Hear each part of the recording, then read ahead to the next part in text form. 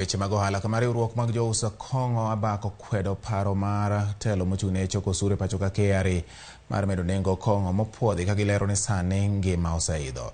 Jakom mar riwruogno Eric Gidhua olero ni osuru mag math mag divai gi spirits igeto medi gi atamalo 79 ka mar bia kod sida imedo kod atamalo 100, gino mabende koro gikwedo. Gikwayo piny owacho mondo owit oko paro mar medo osuru ne kong'o mopuodhi ka gilero ni wachno nyayo uso mag kwong' mabandia e pacho ka. By Kenya Revenue Authority, who invited the public to submit their views on the new rates. From the onset, we wish to categorically state that we are opposed to any move by the government to review this rate upwards. Firstly, the proposal is ill-timed given the current economic conditions in the country.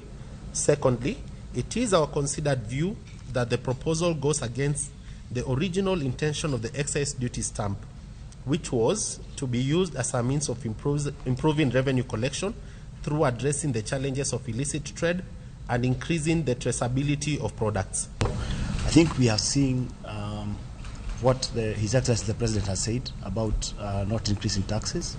We also saw that being reiterated yesterday by the Cabinet Secretary in charge of National Treasury.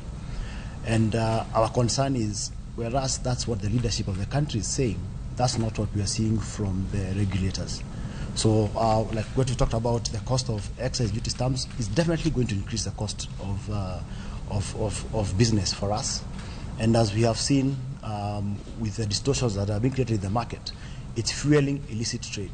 I think most of the areas are covered by colleagues, and the result is the higher the taxes,